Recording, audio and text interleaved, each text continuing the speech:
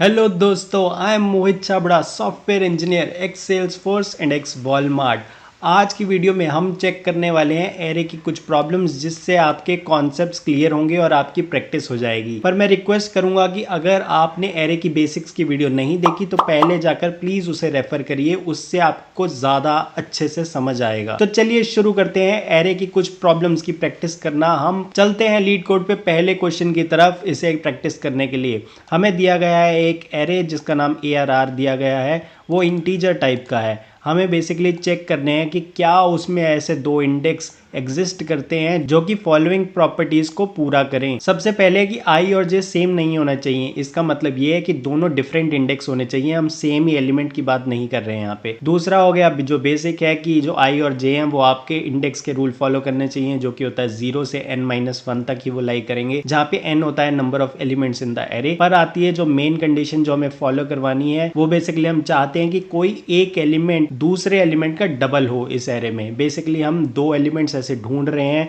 जहां पे एक एलिमेंट दूसरे एलिमेंट का डबल हो। ठीक है, हमें ये फॉलो करना है और अगर हमें ये कंडीशन मिल गई तो हमें ट्रू रिटर्न करना है, नहीं तो हमें फॉल्स रिटर्न करना है। इसको और अच्छे से समझाने के लिए मैं आपको विजुअल एग्जांपल की तरफ लेके चलता हूं। तो आ गए हैं हम विजुअल रिप्रेजेंटेशन फॉर्म में। यहाँ पे आपको एक एरे दिया गया है जो इंटीजर टाइप का है और आपको फाइंड आउट करने हैं ऐसे दो एलिमेंट्स जो एक दूसरे के डबल हो। आपको सिर्फ दी गई है एक कंडीशन की एरे ऑफ आई जो है वो ट्वाइस ऑफ एरे ऑफ जे होना चाहिए।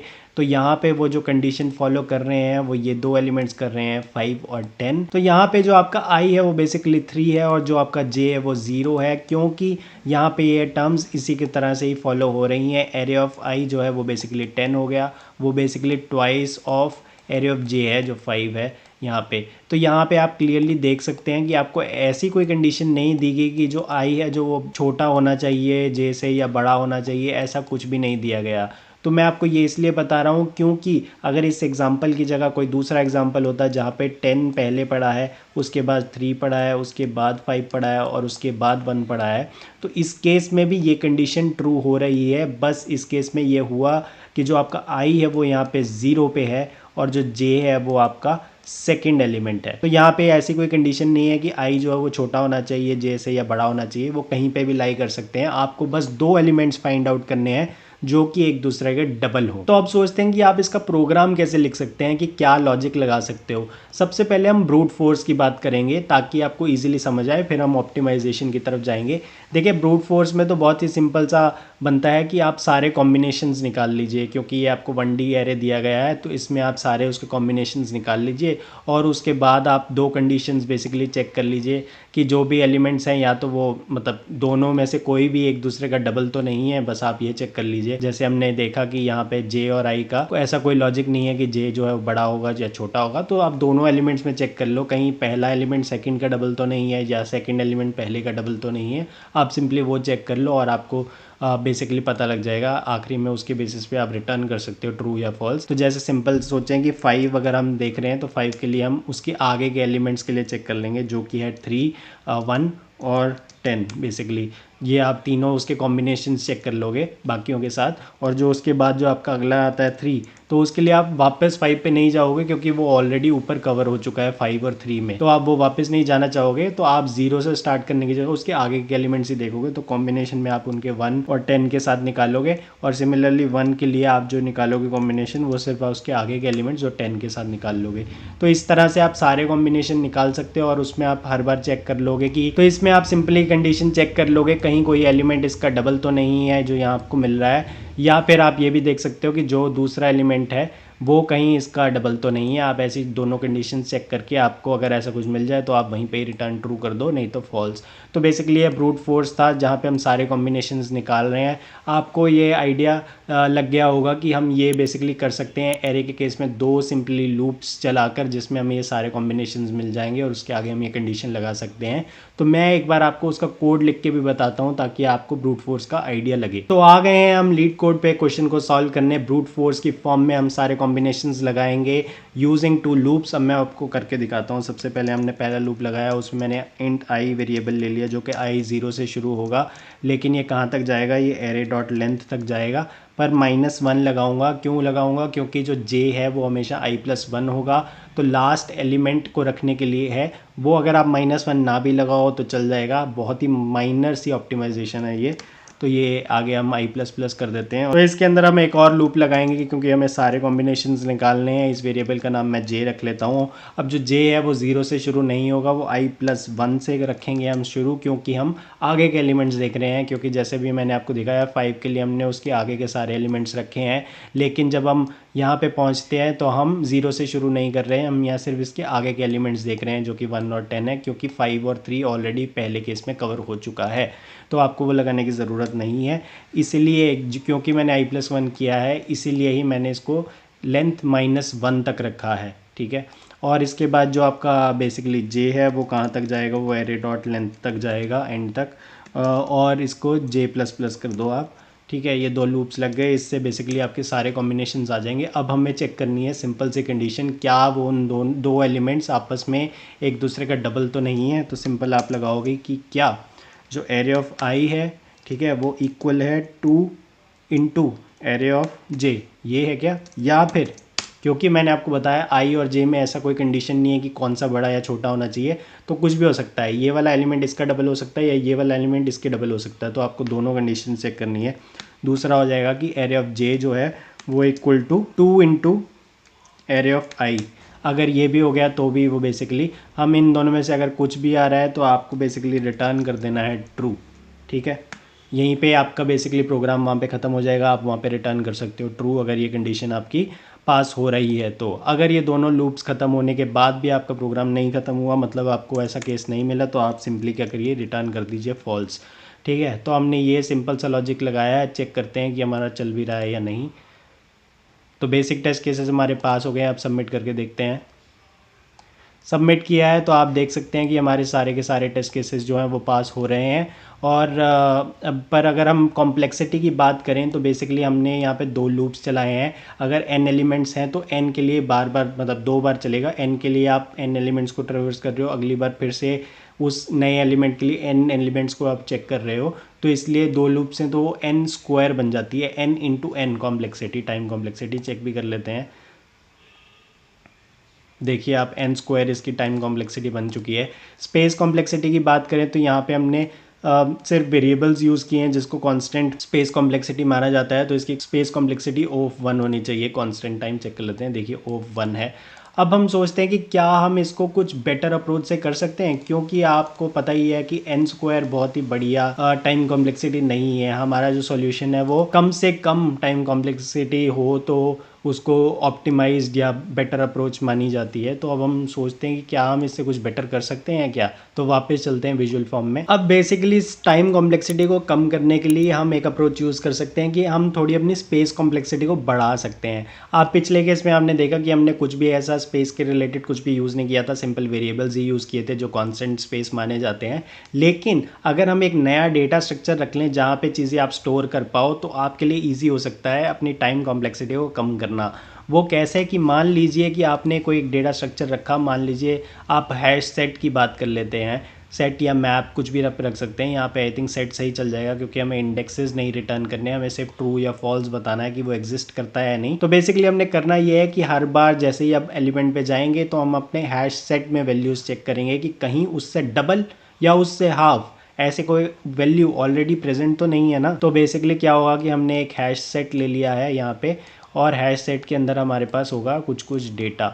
तो हमने चेक करना है कहीं उसके डबल या हाफ। तो डबल का तो केस सिंपल है कि 5 है तो आपने देख लिया कि 5 इंटू 2, कहीं 10 ऑलरेडी प्रेजेंट तो नहीं है इस सेट में, अगर है तो फिर तो सही हो गया, बिल्कुल बढ़िया, ये ट्रू वहीं पे रिटर्न कर दो। लेकिन हाफ का केस थोड़ा ट्रिकी बन जाता है। हाफ का केस में क्या है कि क्योंकि हम इंटीजर्स की बात कर रहे हैं तो 5 डिवाइडेड बाई 2 भी आपको 2 पॉइंट समथिंग नहीं देता, वो 2 दे देगा क्योंकि हम इंटीजर कर रहे हैं डेटा टाइप जो हमारा है। लेकिन 2 और 5 तो बेसिकली एक दूसरे के डबल नहीं है। तो यहाँ पे जब आप डिवीजन का केस चेक करोगे ना, तो बेसिकली सबसे पहले आपको चेक करना है कि जो जो 5 है या जो भी नंबर है, क्या वो इवन है या ऑड है। इवन का चेक आप सिंपली कर सकते हो मॉड्यूलस 2 के साथ। अगर मॉड्यूलस 2 आपका जो है वो 0 दे रहा है, तो आप सिंपली कर सकते हो कि उसके बाद आप चेक कर सकते हो कि कहीं हैश सेट में उसका हाफ डिवाइडेड बाय 2 प्रेजेंट है या नहीं। ठीक है, क्योंकि जैसे 5 डिवाइडेड बाय 2 तो 2 पॉइंट समथिंग होता है, क्योंकि वो ऑड है। लेकिन अगर यहाँ पे 4 होता, 4 डिवाइडेड बाय 2 वो बेसिकली 2 देता और उसका वो इवन भी था, तो वो बेसिकली बिल्कुल सही बन जाता है केस। तो हैश सेट में सबसे पहले आप क्या करेंगे, सबसे पहला एलिमेंट आएगा 5।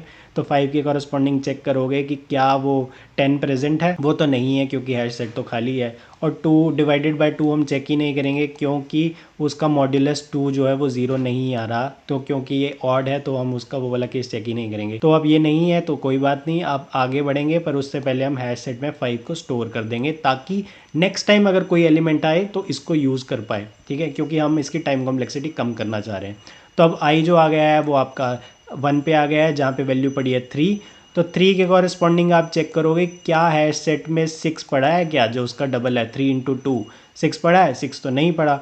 अब हमने दूसरा केस देखना है कि इसका हाफ प्रेजेंट है क्या। ठीक है, हाफ प्रेजेंट देखने के लिए पहले हम चेक करेंगे कि इसका मॉड्यूलस क्या होता है 2 के साथ, जो कि 0 नहीं होता। तो इसलिए हम वो वाला केस इसके साथ चेक नहीं करेंगे क्योंकि ये ऑड है। तो अब आगे बढ़ने से पहले 3 को ऐड कर देंगे हैश सेट में। तो 3 हमारा यहाँ पे ऐड हो गया है। अब आई जो है वो आगे पहुँच जाएगा एरे को ट्रेवर्स करते हुए। नेक्स्ट एलिमेंट तो जो था आपका वो 1 था।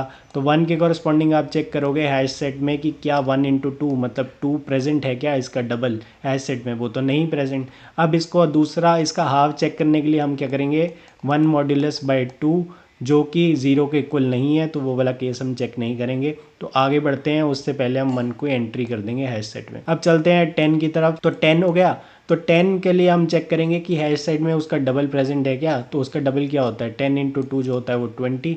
क्या वो हैश सेट में प्रेजेंट है इनमें, नहीं, वो तो नहीं प्रेजेंट। तो उसके अलावा अब इनका हाफ का केस देखना है। सबसे पहले हम मॉड्यूलस चेक करेंगे।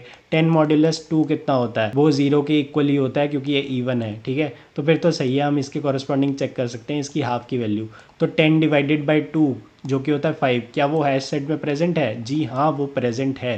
तो इसलिए बेसिकली आप इसका आंसर ट्रू रिटर्न कर सकते हो, सिंपल। तो ये अप्रोच इस एग्जांपल के लिए भी वैलिड रहेगा क्योंकि हम दोनों केसेस चेक कर रहे हैं, क्या जो करंट नंबर है उसका मल्टीप्लाई बाय 2 प्रेजेंट है। अगर है तो बहुत ही बढ़िया, वहाँ पे आप ट्रू रिटर्न कर दोगे ट्रू। अगर वो नहीं है तो आप चेक करोगे क्या वो इवन है। अगर वो इवन है तो डिवाइडेड बाय 2 भी आप चेक करोगे हैश सेट में। तो इस केस में सबसे पहले जो है 10 वो हैश सेट में एंट्री हो जाएगी 10 की, क्योंकि वो उस समय स्टार्टिंग में वो एम्प्टी होगा आपका हैश सेट। उसके बाद आएगा 3 का जो आपका है 6 भी प्रेजेंट नहीं है उस पर, और ये ऑड है तो कुछ नहीं होगा, इसलिए 3 एंट्री हो जाएगी। और आगे चलेंगे हम जो 5 पे आएंगे। तो 5 का इंटू 2 जो कि 10, क्या वो प्रेजेंट है हैश सेट में, जी हाँ वो प्रेजेंट है। तो इसलिए आप इस केस में भी इसको ट्रू रिटर्न कर दोगे।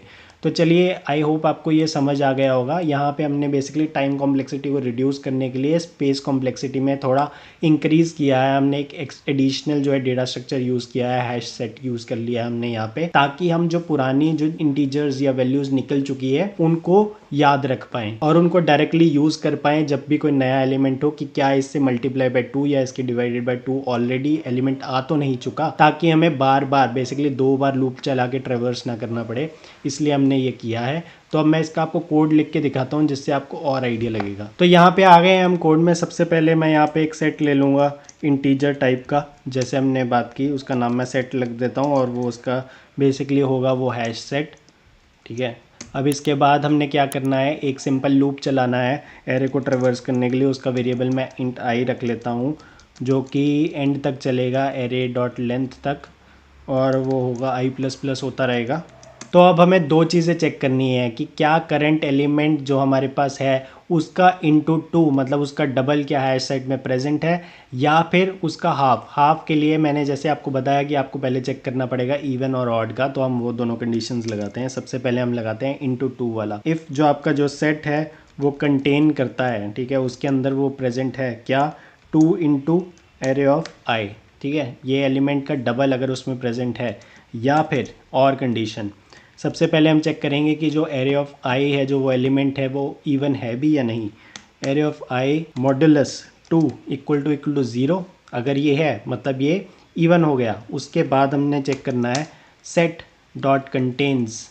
ठीक है, सेट डॉट कंटेन्स में आपने क्या लगाना है, इसको मैं थोड़ा इधर कर देता हूँ। सेट डॉट कंटेन्स में हमने चेक करना है कि इसका हाफ मतलब array of I divided by 2। ठीक है, या तो उसका आप कह रहे हो कि उसका डबल प्रेजेंट हो, है ना, ये चेक कर लेगा इसका डबल प्रेजेंट है या नहीं, या फिर और लगाया हमने यहाँ पे कि जो अगर वो इवन था एरे ऑफ आई और उसका हाफ प्रेजेंट है या नहीं। अगर इन केस में से कुछ भी हो रहा है तो आप सिंपली रिटर्न कर दो ट्रू। ठीक है, नहीं तो बेसिकली आपने क्या करना है, सेट में ऐड करनी है value, set dot add array of i, तो ये आपने ऐड कर दी वैल्यू। ये आपने ऐड इसलिए की ताकि नेक्स्ट टाइम के लिए आप उसको यूज़ कर पाओ, जैसे हम हर बार यहाँ पे ऐड कर रहे थे वैल्यू, आप यहाँ देख सकते हो और यहाँ पे देख सकते हो, हमें ऐड करनी है वैल्यूज़। तो अब बेसिकली अगर ये लूप खत्म हो गया और आपको फिर भी रिटर्न नहीं हुआ ट्रू, तो इसका मतलब है कि ऐसा कुछ नहीं प्रेजेंट, तो आप सिंपली रिटर्न कर दो फॉल्स। तो ये बहुत ही छोटा सा सिंपल सा हमने कोड लिखा है। अब चला के देखते हैं हमारे जो बेसिक टेस्ट केसेस हैं वो पास हो रहे हैं या नहीं। जो हमने रन किया है तो बेसिक टेस्ट केसेस हमारे पास हो गए। अब सबमिट भी करके देखते हैं कि ये चल रहा है या नहीं। तो सबमिट कर दिया है हमने और आप देख सकते हैं कि हमारे सारे के सारे टेस्ट केसेस यहाँ पे पास हो रहे हैं। अब अगर टाइम कॉम्प्लेक्सिटी की बात की जाए तो आप देख सकते हैं कि हमने सिर्फ एक ही लूप चलाया है, तो अगर n एलिमेंट्स हैं इस एरे में तो इसकी टाइम कॉम्प्लेक्सिटी भी O ऑफ n ही होगी। तो इसको चेक कर लेते हैं कि क्या है। तो यहाँ पे देखिए O ऑफ n आ गया है, तो हमने काफ़ी इंप्रूवमेंट की है। लास्ट टाइम हमारा n² थी टाइम कॉम्प्लेक्सिटी और अब हम O ऑफ n में आ चुके हैं। अगर स्पेस कॉम्प्लेक्सिटी की बात की जाए तो लास्ट टाइम हमने सिर्फ वेरिएबल्स यूज़ किए थे, लेकिन इस टाइम हमने एक नया डेटा स्ट्रक्चर ऐड किया है जो कि हैश सेट है, जिसके अंदर हम वैल्यूज़ को स्टोर कर रहे हैं। तो इसलिए अगर n एलिमेंट्स हैं तो उसका वर्स्ट केस जो है space complexity O of n ही होगा। वो चेक कर लेते हैं। देखिए O ऑफ n है इसकी स्पेस कॉम्प्लेक्सिटी भी। देखिए हमने यहाँ पे क्या किया, टाइम कॉम्प्लेक्सिटी को थोड़ा रिड्यूस करने के लिए हमने स्पेस कॉम्प्लेक्सिटी को थोड़ा सा बढ़ा दिया है, which is sometimes okay depending on कि अगर आपको ये अलाउड है एक्स्ट्रा स्पेस यूज़ करना या नहीं। अगर आपको ये इन प्लेस ही करना होता विदाउट यूजिंग डेटा स्ट्रक्चर फिर आप ऐसा ना कर पाते, लेकिन मोस्ट ऑफ द टाइम्स थोड़ा बहुत यहाँ पे अलाउड होता है कि आप टाइम कॉम्प्लेक्सिटी को थोड़ा कम कर दो, थोड़ा सा आप बढ़ा सकते हो स्पेस कॉम्प्लेक्सिटी को। तो ठीक है, इसके बाद हम चलते हैं सेकंड क्वेश्चन को प्रैक्टिस करने के लिए। तो आ गए हैं हम प्रैक्टिस करने क्वेश्चन नंबर 2 जो कि है वैलिड माउंटेन एरे। तो इसमें दिया गया है आपको एक इंटीजर एरे जिसका नाम है ARR। आपको रिटर्न करना है true if and only if it is a valid mountain array. ये क्या होता है समझते हैं। देखिए इन्होंने कुछ कुछ प्रॉपर्टीज़ दी गई हैं, अगर वो उसको फॉलो कर रहा है तो उसको हमें ट्रू रिटर्न करना है, नहीं तो फॉल्स रिटर्न करना है। तो ट्रू कब रिटर्न करना है, अगर पहली कंडीशन जो एरे की लेंथ है वो 3 या उससे ज़्यादा है, 3 या उससे ज़्यादा आपका लेंथ है, तो ही हम उसको कहेंगे कि वो माउंटेन एरे है। उसके अलावा एक और कंडीशन कि सबसे पहले जो एरे है आपका वो इंक्रीजिंग ऑर्डर में होने चाहिए उसके सारे एलिमेंट्स, फिर उसके बाद डिक्रीजिंग ऑर्डर में होने चाहिए। जबकि यहाँ पे आप इमेज के थ्रू देख सकते हैं कि सबसे पहले वो बढ़ रहे हैं, स्ट्रिक्टली इंक्रीज़ हो रहे हैं, फिर उसके बाद स्ट्रिक्टली डिक्रीज़ हो रहे हैं। सिर्फ यही ही हो सकता है, पहले इंक्रीज़ हो फिर डिक्रीज़ हो। ऐसा मल्टीपल टाइम्स नहीं, सिर्फ एक बार पहले इंक्रीज़ होता जाए फिर डिक्रीज़ होता जाए, बस इतना। तो ये है करेक्ट एग्जाम्पल। लेकिन जो दूसरा एग्जाम्पल हमने देखा है कि यहाँ पहले पे इंक्रीज़ हो रहा था, लेकिन उसके बाद एक इस पे 3 और 3 का एक केस आ गया जहाँ पे वो इक्वल हो गया। इक्वल का कोई चांस ही नहीं है। यहाँ पे इन्होंने कहा है कि बढ़ता रहे फिर घटता रहे। तो यहाँ पे अलग अलग हो गया, तो इसको इन्होंने कहा है कि ये माउंटेन एरे नहीं है। तो आप इसको, अब मैं आपको इसको विजुअल फॉर्म में समझाता हूँ ताकि आपको और आइडिया लगे। तो आगे हम विजुअल रिप्रेजेंटेशन में चेक करते हैं। देखिए पहला एग्जाम्पल आप देख रहे हैं कि ये इंक्रीज हो रहा है, ये इंक्रीज हो रहा है, यहाँ तक ये इंक्रीज होता जा रहा है, पर यहाँ पे आके यहाँ पे ये डिक्रीजिंग फॉर्मेट में आ गया है। इसके बाद ये डिक्रीज हो रहा है। तो ये पे वही चीज़ है, पहले इंक्रीज हो रहा है फिर डिक्रीज हो रहा है, ऐसे करके जो आपका बन गया है जिसको माउंटेन है। तो ये करेक्ट एग्जाम्पल है, इसको हम ट्रू रिटर्न कर सकते हैं। अब चलते हैं दूसरे एग्जाम्पल की तरफ। आप यहाँ पे देख सकते हैं ये पहले इंक्रीज हो रहा है, लेकिन यहाँ पे आके गड़बड़ हुई, यहाँ पे वो डिक्रीज़ होना शुरू हो गया। तो अब ये डिक्रीज़ हो रहा है, लेकिन यहाँ पे फिर से गड़बड़ हुई यार, यहाँ पे फिर से बढ़ने लग गया है, ये बड़ा और उसके बाद यहाँ पे फिर गड़बड़ हो गई, यहाँ पे ये डिक्रीज़ होने लग गया है। तो बेसिकली ये कुछ और ही बन गया है। ये पहले इंक्रीज़ हुआ फिर डिक्रीज़ हुआ, फिर इंक्रीज़ हुआ फिर डिक्रीज़ हुआ, अब देखिए वैसे तो आपको कहा गया है कि इंक्रीज डिक्रीज चाहिए आपको, लेकिन वो एक स्पेसिफिक ऑर्डर में ही चाहिए कि एक ही बार होना चाहिए, पहले पूरा बढ़ता रहे बढ़ता रहे बढ़ता रहे, फिर कम होता रहे कम होता रहे कम हो रहा है। ये ऐसा नहीं चाहिए आपको कि बड़ा कम हुआ बड़ा कम हुआ बड़ा कम हुआ। आपको सिर्फ एक प्रॉपर स्ट्रक्चर चाहिए कि इंक्रीज होना ज़रूरी है और डिक्रीज होना ज़रूरी है एक एक बार ही, और ऑर्डर भी यही होना चाहिए, पहले इंक्रीजिंग फिर डिक्रीजिंग। तो आपको वही फॉलो करना है।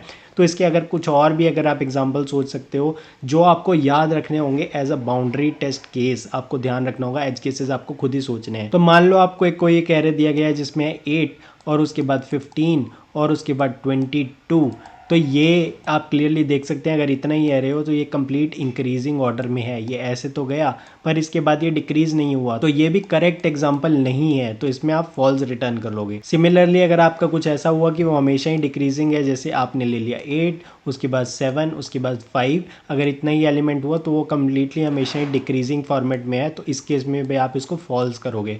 आपको सिर्फ यही फॉलो करना है, पहले वो इंक्रीज होता रहे और उसके बाद डिक्रीज होता रहे। इक्वल के केस में भी आपको उसको फॉल्स ही रिटर्न करना है। मैंने इसे हल्का सा रीसेट कर दिया और अब सोचते हैं कि इसे प्रोग्राम के टर्म्स में कैसे सॉल्व किया जा सकता है। देखिए आपको सिर्फ ये लॉजिक सोचना है कि पहले वो इंक्रीज होता रहे और फिर वो डिक्रीज होता रहे, ठीक है ना। हमें सिर्फ यही चीज़ चेक करनी है। तो क्यों ना हम ये लॉजिक लगाएं कि हम 2 पॉइंटर्स अप्रोच को ही यूज़ करें। याद है ना 2 पॉइंटर्स अप्रोच? अगर नहीं याद तो पुरानी वीडियोस को रेफर करो यार। तो इसमें हम क्या करना चाहते हैं कि एक वेरिएबल जो ले लेंगे वो आई, वो स्टार्ट में ले लेंगे, और एक वेरिएबल ले लेंगे जे जो एंड में ले लेंगे। वो हमने ऐसा क्यों किया? क्योंकि हमें पता है कि स्टार्टिंग में जो है वो आपका इंक्रीजिंग ट्रेंड होना चाहिए और एंड में जो है आपका डिक्रीजिंग ट्रेंड होना चाहिए। तो आई को हम बढ़ाते रहेंगे बढ़ाते रहेंगे बढ़ाते रहेंगे जब तक वो इंक्रीज़ हो रहा है, और जे को हम घटाते रहेंगे जब तक वो डिक्रीज़ हो रहा है, और एट द एंड वो एक ही एलिमेंट पे जाकर मिलने चाहिए, ठीक है। तो वो एलिमेंट जब हमें मिल गया तो बेसिकली हमें मिल गया कि ये तो सही हो गया, पर अगर ऐसा नहीं हुआ तो फिर वो गलत हो गया। अब इसके अलावा आपको बेसिक जो मैंने एज केसेस बताए हैं वो भी याद रखने होंगे कि ऐसा ना हो कि आपने सिर्फ ये चेक कर लिया कि दोनों इक्वल हो गए हैं एक पॉइंट पे आकर, और आपने ये चेक ही नहीं किया कि आई को तो कभी बढ़ा ही नहीं और जे तो कभी घटा ही नहीं। तो उसको मैं सॉल्व करके दिखाता हूँ कोड के थ्रू, जिससे आपको लगेगा ज़्यादा आइडिया।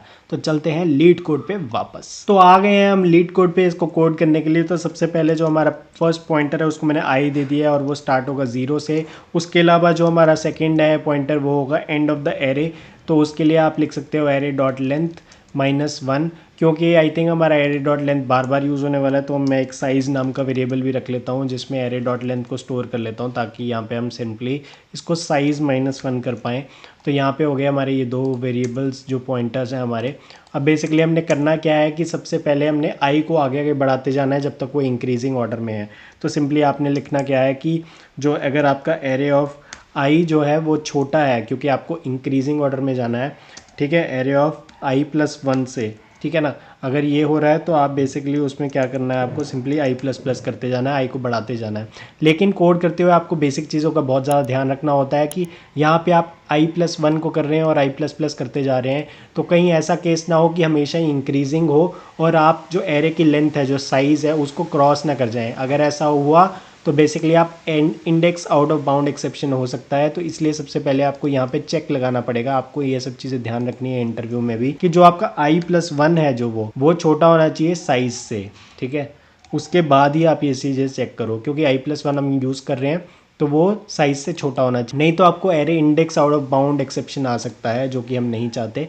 तो पहले आप ये चीज़ चेक करेंगे और उसके बाद ये चीज़ परफॉर्म करेंगे। यहाँ पे i+1 जो है वो साइज़ से छोटा होना चाहिए, इसका मतलब है कि जो i भी है वो भी क्लियरली साइज़ से छोटा ही होगा, जो कि लेंथ ऑफ द एरे है। तो इसके अलावा आप एक और चीज़ करोगे कि j के लिए भी करोगे कि j जो है वो डिक्रीजिंग ऑर्डर में होना चाहिए पीछे से। तो आप उसके लिए भी सेम कंडीशन टाइप लगाओगे कि उसमें आप लगाओगे कि जो j है, क्योंकि वो डिक्रीजिंग ऑर्डर में है तो j है वो पिछले एलिमेंट से छोटा होगा। तो आप सिंपली लगा सकते हो जो एरे ऑफ j है वो स्मॉल होगा, एरे ऑफ j-1 अपने पिछले एलिमेंट से छोटा होगा। अगर ये ऐसा है तो हम सिंपली j करते जाएंगे।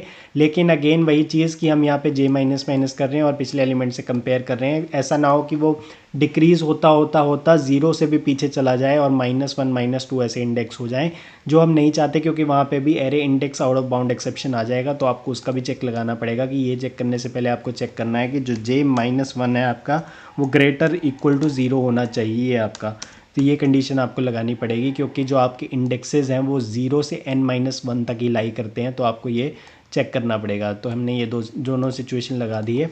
अब इसके बाद आप सिंपली एक चीज़ सोच सकते थे कि अगर हमने लगा दिया कि आई जो है वो जे के इक्वल हो गया तो आप रिटर्न कर दो ट्रू, है ना, नहीं तो आप रिटर्न कर दो फॉल्स। लेकिन आपको ये सिर्फ इतना नहीं लिखना, आपको इसके अलावा भी एक एज केस बाउंड्री केस को याद रखना है, जो हमने डिस्कस किया था कि अगर वो पूरा ही इंक्रीजिंग हुआ तो आपका जो आई है वो एंड तक पहुंच जाएगा। जे तो वहीं पड़ा था स्टार्टिंग में, जे तो कभी कम हुआ ही नहीं और वो दोनों इक्वल हो गए।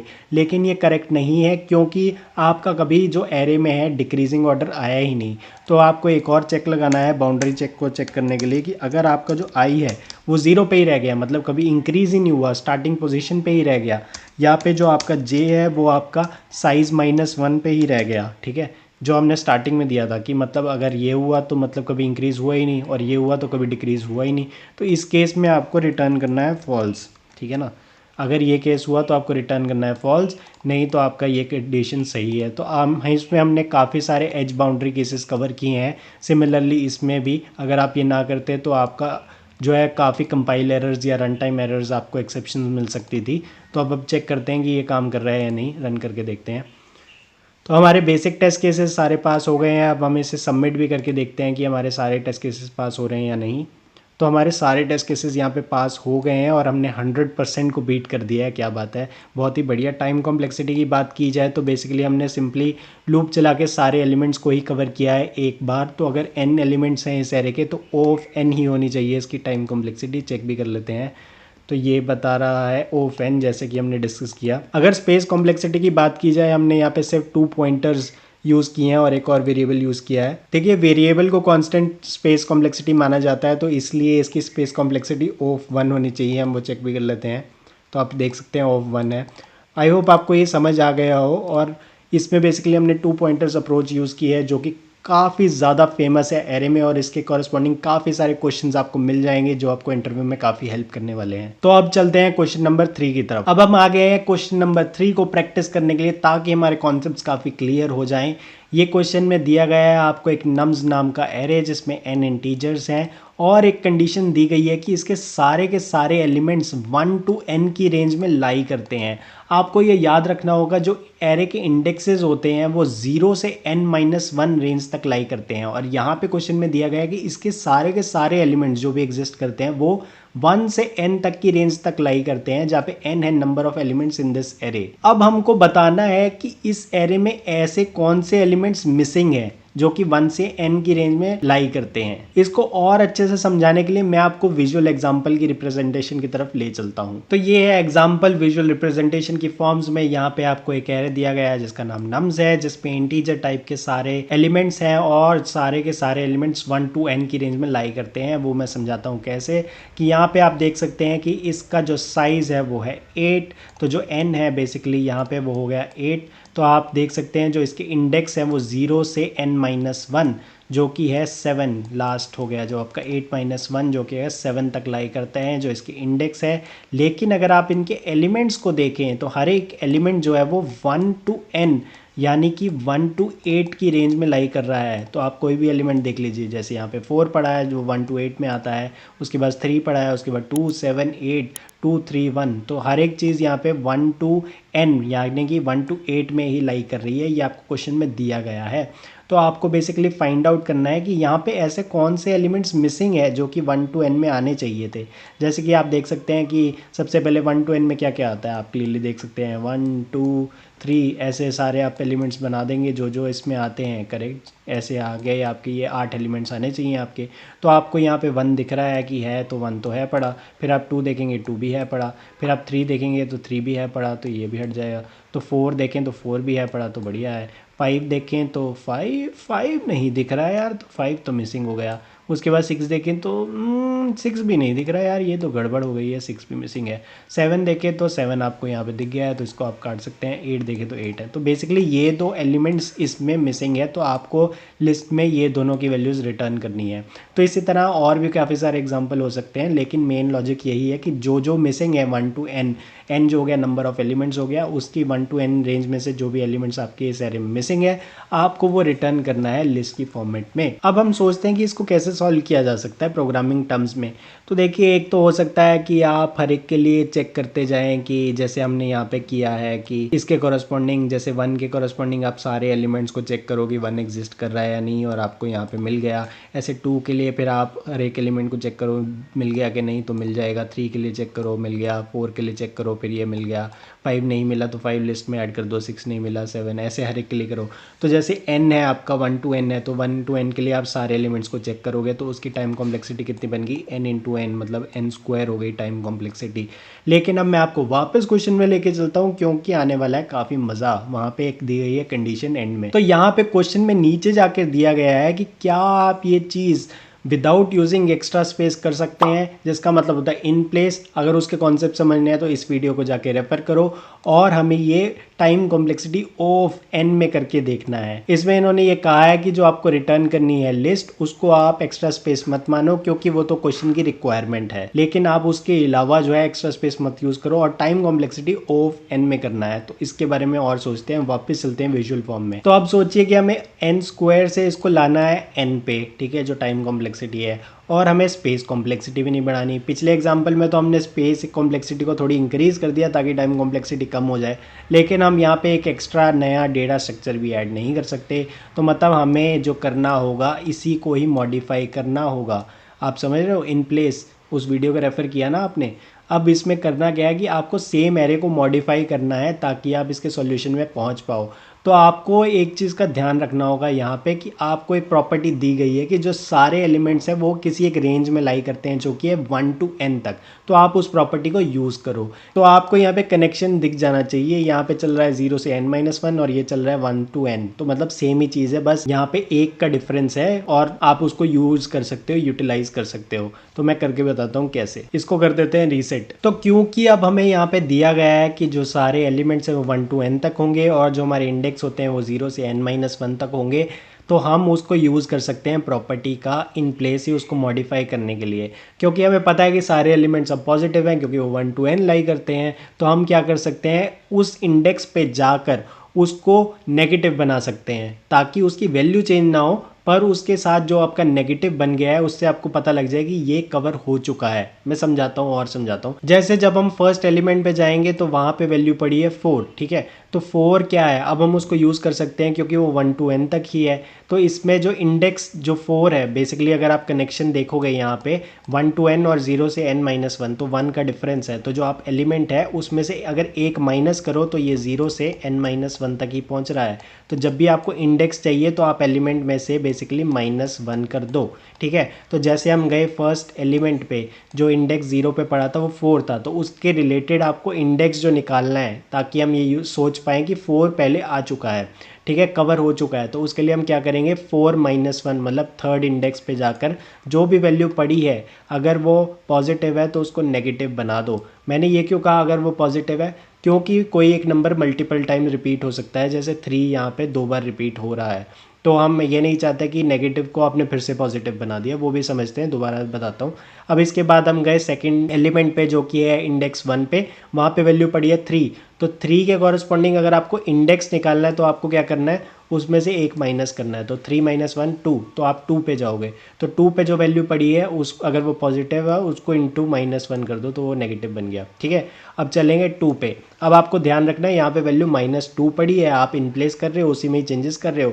तो ऐसा ना हो कि आपने इंडेक्स उठा लिया, आप कर रहे हो कि नम्स, और उसमें जो आपने इंडेक्स ले लिया वो ले लिया जो करंट वैल्यू पड़ी है जो कि है -2। ये गड़बड़ मत कर देना यार, array out of bound exception आ जाएगा, क्योंकि जो एलिमेंट्स हैं वो 0 से n-1 होते हैं। तो आपने इसका math.abs फंक्शन यूज़ कर सकते हो ताकि वो हमेशा उसको पॉजिटिव वैल्यू दे। मतलब हम वैल्यू फेच कर रहे हैं, जो उसके आगे साइन है उसको इग्नोर मार रहे हैं, तो इंडेक्स लेने के लिए सिर्फ। तो यहाँ पे वैल्यू जो पड़ी थी वो सेकंड इंडेक्स पे 2 ही पड़ी है, करेक्ट। तो 2 के लिए आपको जो वो वैल्यू है उसकी कॉरेस्पॉन्डिंग जो इंडेक्स है वो कैसे मिलेगा, उसमें -1 करने का।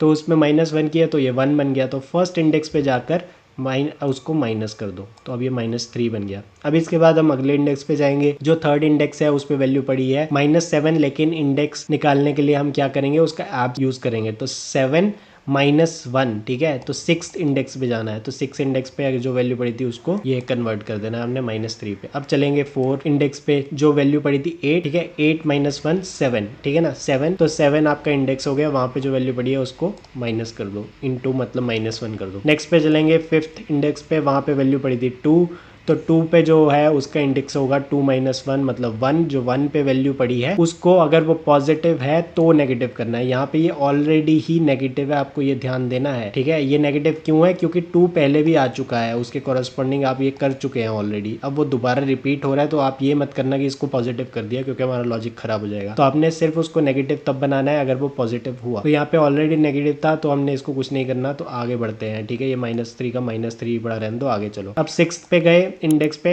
वहां पे वैल्यू पड़ी थी -3, तो मतलब जो हमने पिक करना है इंडेक्स वो लेना है 3 - 1 मतलब 2 पे जाके चेंज करना है। तो 2 इंडेक्स पे देखिए ऑलरेडी माइनस हो रखा है। वो क्यों हो रखा है, क्योंकि 3 पहले आ चुका है, ये रिपीटेड है, देखिए 3 पहले आ चुका है, उसके कॉरस्पॉन्डिंग हम ये कर चुके हैं। अब दोबारा गए तो ये ऑलरेडी हो चुका है, जिसका मतलब है ये कवर हो चुका है। तो इसको दोबारा पॉजिटिव मत बनाना यार, इसको सिंपली वैसे का वैसे ही रख दो, ये ऑलरेडी हो चुका है। आगे चलेंगे 7 पे गए, लास्ट इंडेक्स जो है उस पर वैल्यू पड़ी है -1, तो उसके कॉरस्पॉन्डिंग जो आपका इंडेक्स होगा वो होगा 1 - 1 जो हो गया 0। तो 0th इंडेक्स पे अगर पॉजिटिव है तो उसको नेगेटिव बना दो। तो हमारा जो है एरे है ये ऐसे मॉडिफाई हो गया है। इससे बेसिकली हमने नेगेटिव क्यों किया, जस्ट कि आइडेंटिफाई करने के लिए ये वाला चीज, ये वाला जो है वो कवर हो चुकी है या नहीं। फॉर एग्जाम्पल अगर यहाँ पे नेगेटिव वैल्यू पड़ी है तो 0 के कॉरस्पॉन्डिंग जो आपका एलिमेंट होता है वो +1 करके मिलेगा आपको, करेक्ट, इसमें +1 करके। तो मतलब 1 इसमें एग्जिस्ट करता है, और आप देख सकते हैं 1 एग्जिस्ट कर रहा है। तो यहाँ पे 1 के कॉरस्पॉन्डिंग जो अगर आपको नेगेटिव वैल्यू मिली है, तो मतलब इसके कॉरस्पॉन्डिंग जो एलिमेंट होगा जो 2 वो एग्जिस्ट करता है, वो आप क्लियरली देख सकते हैं वो कर रहा है। जो 2 के कॉरस्पॉन्डिंग आपका जो एलिमेंट होगा 2 + 1 3 मतलब वो एग्जिस्ट करता है, वो आप क्लियरली देख सकते हैं कि वो 2 जगह इस एरे में एलिमेंट में प्रेजेंट है। अब अगर 3 में देखेंगे तो नेगेटिव वैल्यू पड़ी है, तो उसका मतलब है कि 3 + 1 मतलब 4 जो है एलिमेंट इसमें एग्जिस्ट करता है, जो कि आप क्लियरली देख सकते हैं कि करता है। और उसके बाद अगर 4 पे देखें तो यहाँ पे वैल्यू पॉजिटिव पड़ी है। इसका क्या मतलब है कि इसके कॉरस्पॉन्डिंग जो आपका एलिमेंट था 4 + 1 क्या होता है 5। इसका मतलब है कि 5 इस एरे में नहीं एग्जिस्ट करता, और आप क्लियरली देख सकते हैं कि 5 यहाँ पे नहीं है, ठीक है। तो उसके बाद हम चलेंगे नेक्स्ट एलिमेंट में, जो कि है 5 में भी पॉजिटिव वैल्यू पड़ी है यार। तो उसका मतलब है कि इसके कॉरस्पॉन्डिंग जो एलिमेंट है जो +1 करके आपको मिल जाएगा, जो कि हो गया 6, वो इस एरे में एग्जिस्ट नहीं कर रहा है। वो आप क्लियरली देख भी सकते हैं कि यहाँ पे 6 मिसिंग है, ठीक है। उसके बाद आते हैं हम इस इंडेक्स पे 6, इसके में नेगेटिव वैल्यू पड़ी है, तो मतलब 6 + 1 मतलब 7 जो एलिमेंट है वो एग्जिस्ट करता है, वो आप क्लियरली देख सकते हैं कि है वो। 7 में जाएंगे, वहाँ पे भी एक नेगेटिव वैल्यू पड़ी है, मतलब 7 + 1 जो एलिमेंट है 8 वो भी एग्जिस्ट करता है, आप क्लियरली देख सकते हैं ये। तो हमने सिंपली यही किया है, इस एरे को ऐसे ही एक बार ट्रिवर्स करेंगे, और अगर कोई भी नंबर आपको एलिमेंट वहाँ पे पॉजिटिव मिल गया तो उसके कॉरस्पॉन्डिंग जो भी इंडेक्स होगा उसका +1, जो भी इंडेक्स होगा +1 वो वाला एलिमेंट बेसिकली मिसिंग है इस एरे में, वो आ जाएगा 5 और वो आ जाएगा 6, ठीक है। तो ये लॉजिक था। आप थोड़ा और इसको समझिए, पेपर पेन पे करिए, तो आपको भी ये समझ आ जाएगा हमने क्या लॉजिक लगाया है। इन प्लेस करने के लिए हमने करंट नंबर को बेसिकली नेगेटिव बना दिया, उसकी वैल्यू चेंज नहीं की। हमने ये इसलिए कर पाए क्योंकि हमें गिवन था कि जो वैल्यूज़ हैं वो 1 to n तक लाई कर रही हैं, सभी नंबर पॉजिटिव हैं और 1 to n तक ही हैं, जिसका हम इजीली कन्वर्जन कर सकते थे इंडेक्स के फॉर्म में -1 करके, और इंडेक्स को एलिमेंट में कन्वर्ट कर सकते थे +1 करके। तो इसलिए हमने ये लॉजिक लगा दिया। तो चलिए मैं अब आपको इसको कोड लिख के दिखाता हूँ, और आप इसे कॉपी पेन पे करिएगा, तभी आपको ज़्यादा अच्छे से समझ आएगा। अब आ गए हम कोड करने। तो बेसिकली हमने करना क्या है कि सबसे पहले मैं एक इसका साइज वेरिएबल रख लेता हूँ कि जो nums.length बताएगा मेरे को। तो एक लूप चला देता हूँ सबको कवर करने के लिए। पहला एलिमेंट जो आपका आई दे दूंगा, उसका नाम मैं बेसिकली, वो चलेगा आई साइज तक चलेगा, एंड ऑफ द एरे तक चलेगा बेसिकली। और इसके बाद हम लगा देंगे i++, बेसिकली ये फॉर लूप लगा दिया हमने। अब इसके बाद हमने इंडेक्स की वैल्यू देखिए वो सही निकालनी है, क्योंकि मैंने आपको पहले भी बताया था अगर -7 है तो ऐसा नहीं है आपकी नेगेटिव ले लो, करेक्ट। तो आपको करना क्या है, तो आप बेसिकली जब भी जिस भी एलिमेंट पे जाएंगे उसके कॉरस्पॉन्डिंग आप उसका इंडेक्स कैसे निकालेंगे, वो निकालेंगे आप जो भी है उसको पहले पॉजिटिव बनाएंगे, वो आप करेंगे math.abs फंक्शन के थ्रू, और जो एलिमेंट में आ गया उसका फिर उसको -1 कर देंगे। तो इसके कॉरस्पॉन्डिंग आप 3 पे गए थे। तो हमने करना क्या है, सबसे पहले मैं एक वेरिएबल ऊपर डिक्लेयर कर देता हूँ इंडेक्स नाम का। तो इंडेक्स जो होगा आपका वो क्या होगा, वो इंडेक्स आपका बन जाएगा इंडेक्स इक्वल टू आपका मैथ डॉट ABS जो ये मेथड लगाना है ताकि हमें पॉजिटिव वैल्यू मिल सके। ठीक है, तो आपने करना है नम्स ऑफ i। ठीक है, ये हो गया।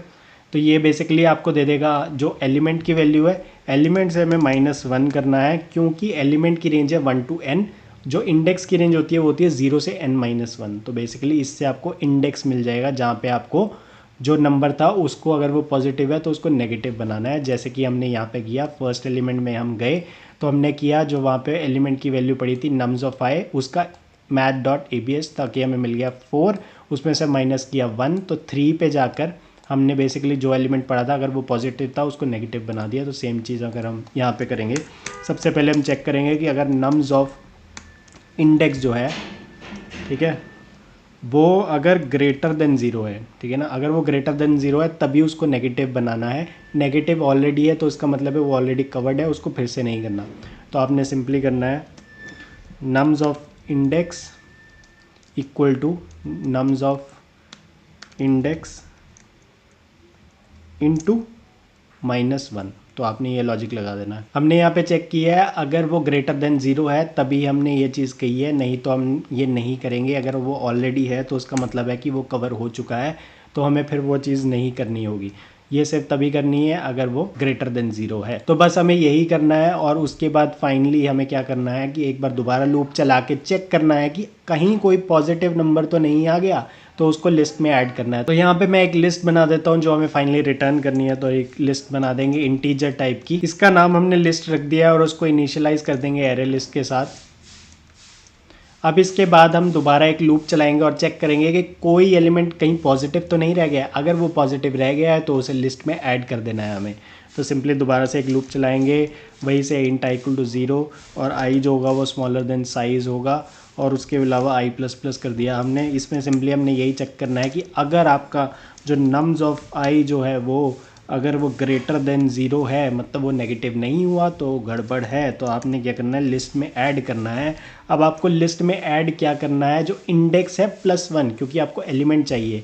यहाँ पे आप देखिए कि हमने कौन से को ऐड किया है, जैसे 4 में गए हम, ठीक है। जब हम 4 में गए थे तो वहाँ पे वैल्यू पॉजिटिव पड़ी थी, जहाँ पे गड़बड़ आ गई थी, तो हमने इंडेक्स +1 को लिस्ट में ऐड किया था जो कि यहाँ है। और सेम फॉर 5, इंडेक्स +1, क्योंकि एलिमेंट्स की रेंज और इसका कनेक्शन है। तो सेम आपने यहाँ पे क्या करना है कि आपने क्या करना है, जो इंडेक्स +1 ये ऐड कर देना है आपने लिस्ट में। तो ये सिंपल सा लॉजिक आपने लगा दिया और इसके बाद आपने सिंपली क्या करना है, एंड में रिटर्न कर देनी है लिस्ट। ठीक है, तो ये हमारा बेसिकली सिंपल सा कोड है। इतना सिंपल हमने सिंप्लीफाइड कर दिया है। अब हम चेक कर लेते हैं कि ये पास हो रहा है या नहीं। इसके बेसिक टेस्ट केसेस जो हमारे पास हो रहे हैं। अब इसके बाद हम सबमिट करके देखते हैं कि सब कुछ चल रहा है या नहीं। सबमिट पे क्लिक कर दिया हमने और हमारे सारे के सारे टेस्ट केसेस यहाँ पे पास हो गए हैं।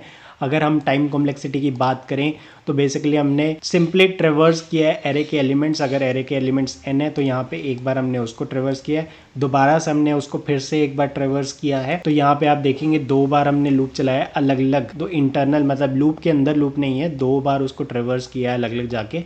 तो n+n जो कि उसकी टाइम कॉम्प्लेक्सिटी 2n हो गई है, जिसको हम बेसिक टर्म्स में n ही मानते हैं। तो इसकी टाइम कॉम्प्लेक्सिटी O(n) ही होगी। और बात करें अगर हम स्पेस कॉम्प्लेक्सिटी की, तो हमने यहाँ पे इन प्लेस ही किया है, हमने अलग से इसके लिए कोई डेटा स्ट्रक्चर यूज़ नहीं किया। हाँ, हमने लिस्ट ज़रूर क्रिएट की है, लेकिन वो क्वेश्चन में गिवन था कि आप उसको इग्नोर मार सकते हो क्योंकि वो तो हमें रिटर्न करना है एज अ आउटपुट। तो अगर हम इसको इग्नोर मार दें तो इसकी स्पेस कॉम्प्लेक्सिटी O(1) है। हमने इन प्लेस ही सारे ऑपरेशंस परफॉर्म किया है। आई होप आपको सब समझ आ गया होगा। इन केस अगर आपके कोई डाउट्स हैं तो प्लीज़ कमेंट करिए कमेंट सेक्शन में जाकर। अगर आपको इसका सॉल्यूशन किसी और प्रोग्रामिंग लैंग्वेज में चाहिए तो भी मैं आपको प्रोवाइड कर दूंगा। इसके अलावा मैं आपको रिक्वेस्ट करूंगा कि ज़्यादा से ज़्यादा क्वेश्चन की आप प्रैक्टिस करिए खुद से, जिससे आपका कॉन्फिडेंस काफ़ी इंक्रीज होगा। All right then, this is Mohit Chhabra signing off. Subscribe to the channel and thanks for watching.